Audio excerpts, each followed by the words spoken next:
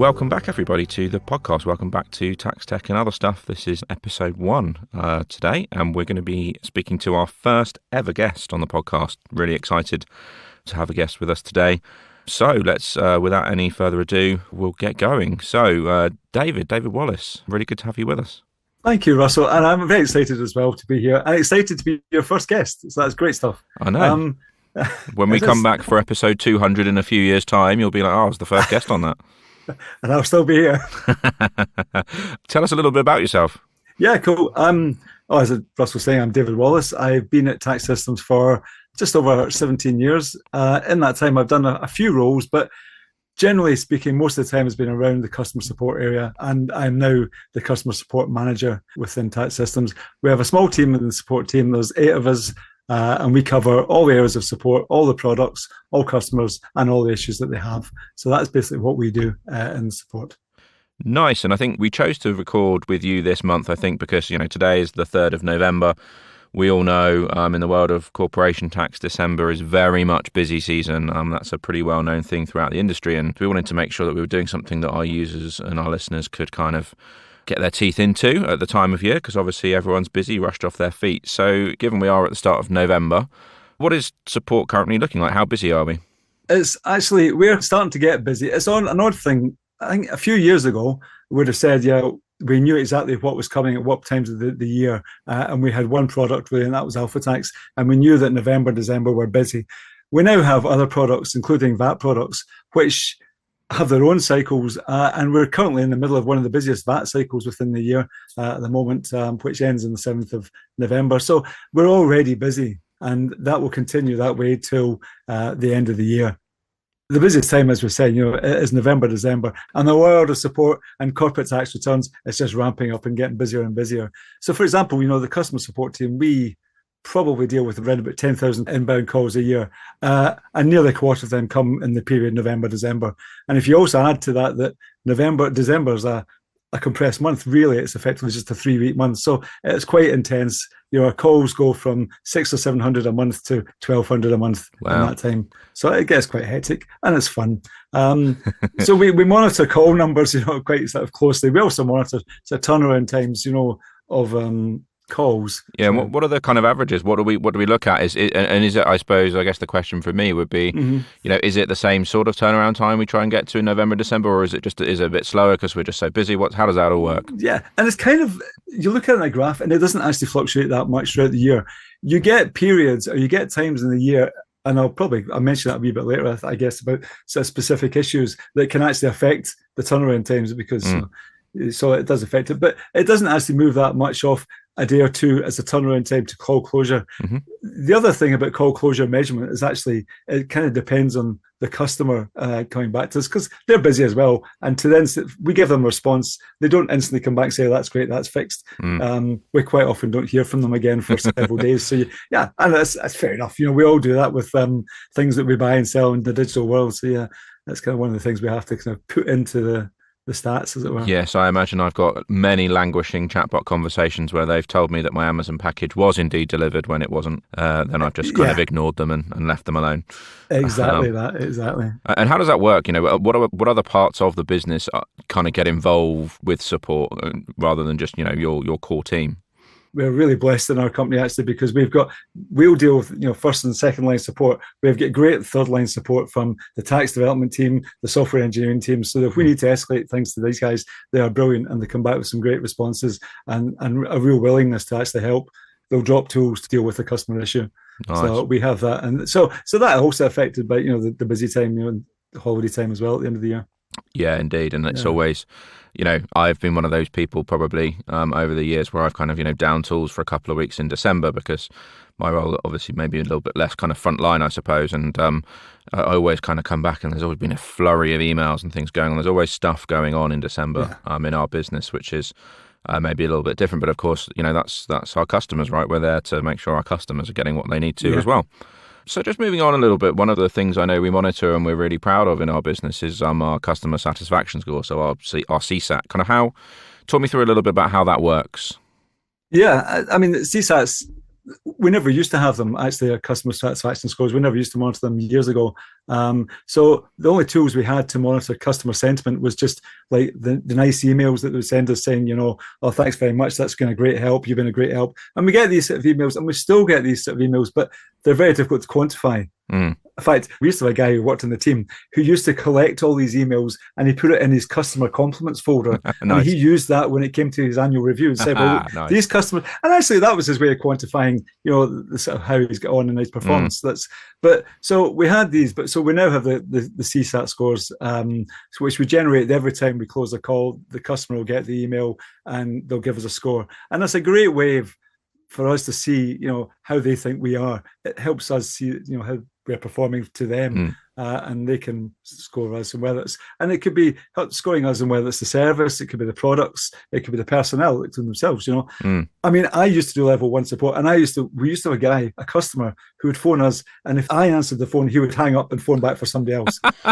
I mean, these are things that you get, and it's you just have to take the rough with the smooth. But you get all sorts of things. But that was a long time ago. I don't answer the phones anymore. Nice. And if a customer does come back and maybe I know that our average score is very high, but if they come back with maybe a lower score, what do we do in those scenarios? Do we follow up and we check in with people?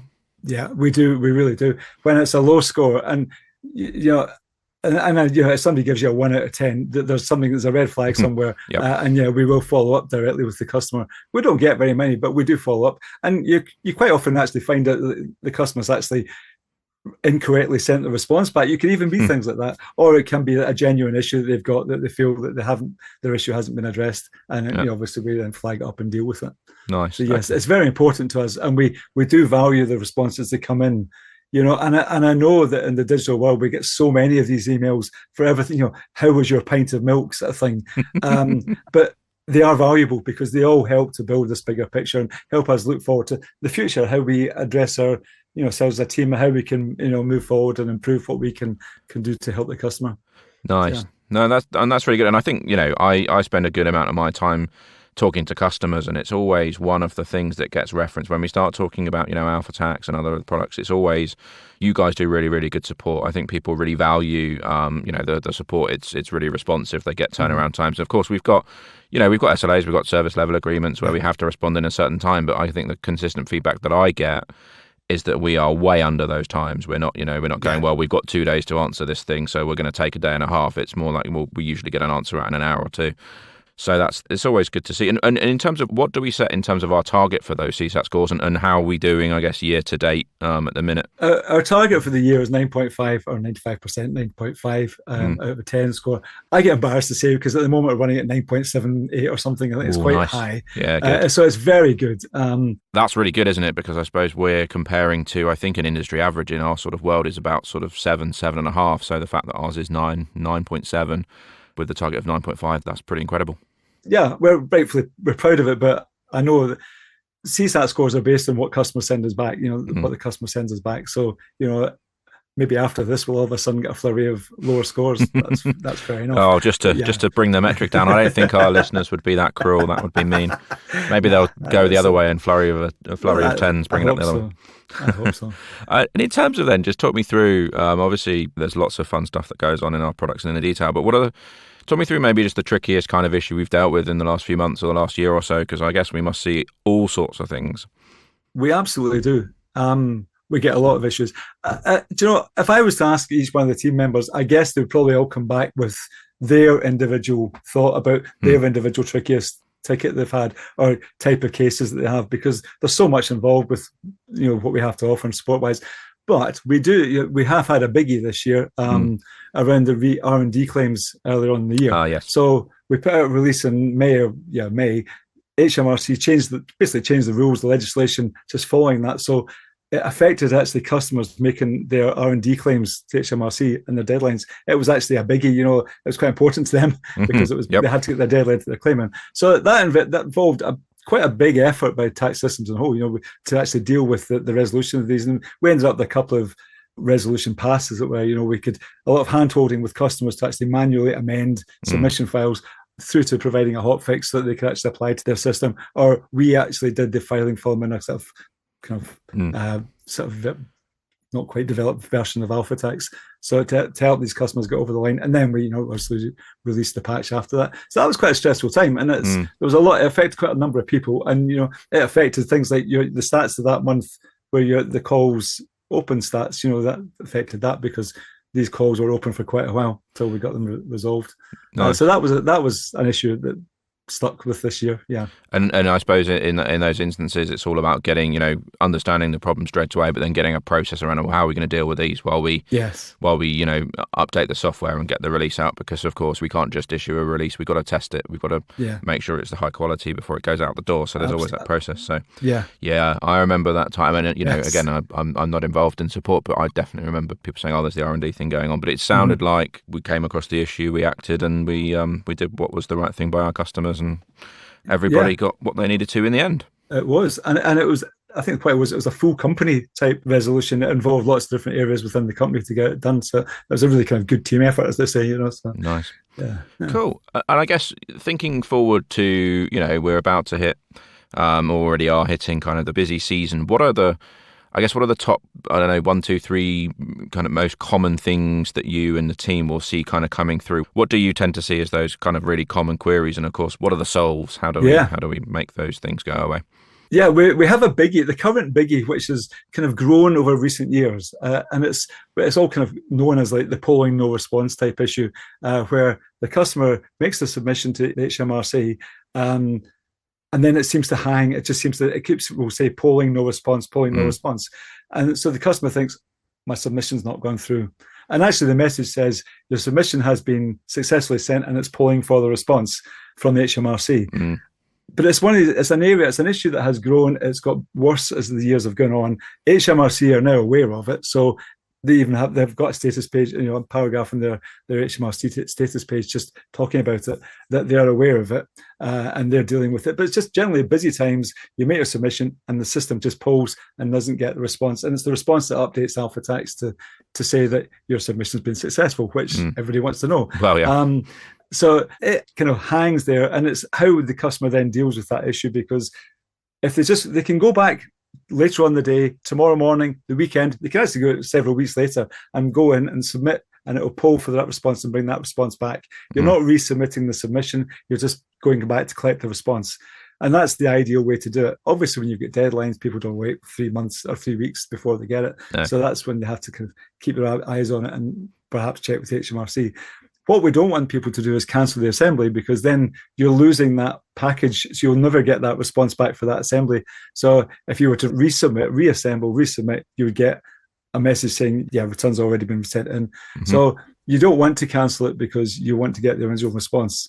So it's kind of, people are getting aware of it. People are much more understanding, because the first years we used to think, well, this is strange, but it's got worse. But HMRC are now working, to deal with it. Our tax dev team are working with them as well to help them sort of nail it down. Yeah, I think on that one, it's probably the number one thing that comes up as a frustration when it comes to the peak season. So when it comes to, the December period, and also I think the end of March as well, is a particularly busy peak few days. And that does seem to be, and that comes up in every conversation when the customers are talking to us about, what products are you building and what's going to be the future technology of tax systems. And it's like, can you just solve that polling issue? Because if you can solve that polling issue, then that would really help us. And unfortunately, as we all know, and I think our customers know this as well, the issue is not with AlphaTax and our software. So it's good that HMRC are aware. Let's hope that they. That has been a big step forward, and it is hundreds of cases in December you'll get of that. Wow. Okay. So it's that kind of volume. Nice. But the problem with it, there's never quite as straightforward, because the problem is that the customer has to be sure that they're reading the AlphaTax audit, because for example, if you've got a long period of accounts, you've only got that polling message for the first period. The second period has not been submitted, so they have to be careful about how they're dealing with that long period to make sure that the second period's gone in. And in that case, you might well have to actually cancel the assembly and then submit the second period independently for the first. Gotcha. So it's and there's other kind of Googlies as well, like to mention these things. If a customer has SBAs, which are structures and buildings allowances, and if you've got a lot of them, that also can have that same issue. But if the customer contacts us, we'll help them deal with that, because they can suppress that statement and still create, get the submission ready for submission. So it's different bits, but it's all part of the same issue of the polling no response. And outside of the fun and games of HMRC polling, which I think a lot of our listeners will be very well aware of, what other things do you tend to see as your kind of November, December kind of common issues? Do you know, it's an odd one, and I polled the team. I polled the team with this one. And probably the biggest or the big issue is about the time of year, is the fact of the time of year. Right, okay. People feel that pressure. They want to get things done, filed away before the end of the year. They want to get the things in and kind of start getting a wee bit more stressful about things. And what we would say, the biggest tip is, first of all, don't leave things to the last minute, because you might have a problem with your tagged accounts, which might have to go back to the accounts tagging provider, which, you know, is not something that's going to happen instantly. So it's don't leave things to the last minute, you know, just to be a bit more organized. Also, just if you have an issue, just to email us the issue with the details and the file. AlphaTax has got a great feature about it. You can do help email support within AlphaTax, and that bundles up the computation and sends it to us, and they can put in a paragraph and say what the problem is. And that saves so much time, because we've instantly got that in front of us and we can deal with it. Rather than the customer phones us, we have to say, well, we'll have to put you to the bottom of the queue because we've got lots of calls, and then go back to them and say, send the file. So it really speeds up that process and gives us a heads up, you know, a starter on that issue. Nice. So it's quite a good one to think, you know, it's helpful. Yeah, nice. And I think it's a really good point. You know, it's because it's the time of year, and, you know, when people are doing tax returns on the 29th of December, 30th of December, and it's all a bit up against it, then people will probably lean on support a bit more than maybe they might otherwise. I thought it was, and it probably is a bit of an aside, I was doing some analysis on some of the audit log data we have, and I saw that we had about 20 CT returns filed on Christmas Day last year. So people are doing this stuff all the time, and I actually got an audit log of when people are doing sort of CT work. It was interesting. I think one fun fact we managed to dig out of the data was that people in corporation tax tend to take their lunch at about 12:30, because that's when there was a bit less activity compared to about 1:30. So, but we also, you know, I suppose it doesn't sleep. You know, people are still doing their corporation tax work into the evening and, of course, early morning. So, given that we support during business hours, you get a bit of a concertina effect there, right, where everyone's stacking up their queries from 9 p.m. the night before when they couldn't get a group module to do what they wanted it to do, or whatever it might be. Exactly. And outside then, I suppose, I know you said earlier about how VAT, obviously we follow a kind of quarterly cycle on that. What about kind of other products, other you know, not AlphaTax, other products? What does the support, and is it a bit different on other products, or is it all sort of similar, just a different, you know, obviously VAT rather than corporation tax? Is there anything in that? How would you see it? AlphaTax is 90% of our support tickets cases are related to AlphaTax. So that's, you know, that's on-prem AlphaTax. It's with the various flavors of AlphaTax we've got, our hosted service. So we cover all that. So that's the bulk of it. The VAT products, interesting about the VAT products is that we had a big spike of cases earlier on in the year, and the software team, the engineering team, have been great, and they've dealt with the issues that caused these. So the case numbers, even in this period, has slightly leveled off, which is great, you know. So that's the great thing, and that's where, you know, kind of the cycle of development has been beneficial to us and to the customer, because it's dealt with these things. Nice. We have other products, you know, Alpha Tag, that's another product, but that's very much related to the end of year stuff as well, because obviously it's doing tagged accounts to submit with your return. And we have, again, other products, for example, Alpha Cat, that's got slightly different busy periods. You know, sort of it's more of a June type return type data, but it's a much smaller product for us, and we get less calls. Nice. Okay, that's good to know. I think, so moving to a slightly different topic for a second, and it's the thing I'm spending a lot of my time on, the fun world of AI, and of course we are going to be doing future podcasts on just that topic alone. But, you know, it was interesting. I was at the ICAW annual conference yesterday in London. There were about 300 people there, and obviously lots of different tech vendors doing different things.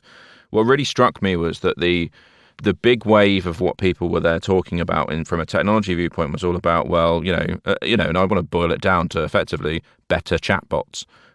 We know that chatbots generally up until now haven't been great, but of course, you know, people are wanting to, you know, offer better support, better help via those that, contextually understand more about your business rather than just give you blank replies or just, there's always there's an image I used in my talk yesterday that was, one from PayPal where someone raised a question and said, I've been scammed, and PayPal responded and said, great. That's probably not what you want from your chatbot. I guess one of the things that, people have been talking about is, using generative AI to build a bot that would be able to support. And of course, we've got all of our knowledge about how to support and how to respond to certain queries. I guess, where do you see that going? Do you see that as something we would look at, or what's your kind of view on that whole area? It'd be really interesting to get your thoughts. How do you think I prepared for this session today? Actually, no. I mean, seriously, I am up for change. I'm quite an old person, and I'm really up for change, and I'm up for progress. I think AI is a great thing to complement our customer support processes. I think any tools that you can brought in to help it and make support better is great. If we can improve the customer experience, then that's great. I'm totally in favour of it. I mean, but it sounds like we've already got a pretty great customer experience from what exactly. But at the end of the day, the customer has an issue. They want it resolved as soon as possible. They want to be back up and running as soon as possible. And if they can get that response via an AI chatbot, then that's great. As long as that's reliable and accurate and timely, then that's perfect. I don't mind that, because as long as it complements what we have, it doesn't replace it. I wouldn't want to make it harder for people to get in touch with us. I wouldn't want to put blockers in, because that's kind of not the way we are. But I also know that a lot of people nowadays prefer to do everything digitally. They like to get their answer from a screen, and that's fair enough. So if we can build that to be a good tool that helps us, it can be internal, us customers, externally, then I'm for it. Yeah, it's a choice, about choice and availability of solutions, isn't it? I think that's the right thing, isn't it? I think the wrong way to approach this would be that you would be, shutting down existing channels of getting support and kind of putting this as front and center. I think it's always got to be additive. And I suppose you probably get people that have always phoned in and have, been Alpha Tax customers for 15 years and they always call, and that's the way that they like to do it. And why would you ever want to stop that? Exactly. If that's the preferred route of going. But I think I'm with you that anything that offers an additional channel and additional support to what they're already getting is no bad thing. You just obviously have to be careful, as you say, that if it starts spouting out gibberish, that's not something that we want to have. Yeah. Cool. And I suppose just the last question from me, and it's been really great to pick your brains about all this stuff. Is there anything else that our customers should know at this time of year, or indeed any time of year? What's your kind of one piece of sage advice, if you've got one? Okay. So I said I'm an old person. Another old person who was younger than he looked in the program, Corporal Jones in Dad's Army. Don't panic. I think in all my years in the support, we've always managed to clear the decks by the time of Christmas holiday, the Christmas break. So we will get things dealt with. It might take a day longer, but we will get there. So I think, as the customer, I would always hold on to that. Also remember, we are open between Christmas and New Year. So, if there are last minute issues, we are there to still provide that support. But I guess, it's like, don't leave it to the last minute, just in case. I would also say that I think there's a lot of our Alpha Tax customers out there have far more Alpha Tax knowledge than some of the guys in my support team. So I think sometimes that the questions that they ask means that probably the answers will not be instant, because we'll have to find that out ourselves. So but we've got, as I said earlier on, we've got great third line support, which is fantastic. But I think at the end of the day, my ultimate message is that we really like our customers, we really value them. So they're really important to us, and we want, as a support team, we want to serve them as best as we can, because we actually do it because we do this job because we like it, really. So that's our kind of thing, really. Perfect. And as I said before, I think based on the statistics we get and based on that kind of anecdotal feedback from customers, certainly there is a massive appreciation in the industry for what we do, and equivalently, it's something that we as a business are very, very proud of and won't let slip. It's a really, really big cornerstone, because I think it's one of those things where if you lose that, and it's very, very easy to break a reputation very, very quickly in this sort of area. I've certainly seen other tech vendors, not in the world of tax, but in the world of finance, that have really come under fire recently in the last year or two, because their support functions that maybe used to be really good are now maybe not so good. And I think that's not something that we would ever let happen. No. But thank you very much for your time, David. It's been really, really interesting talking to you, and good luck for the coming couple of months. Thank you. We need it. Take care. Thank Thank you you. very much. Cheers. Thanks, then. Bye bye. Bye.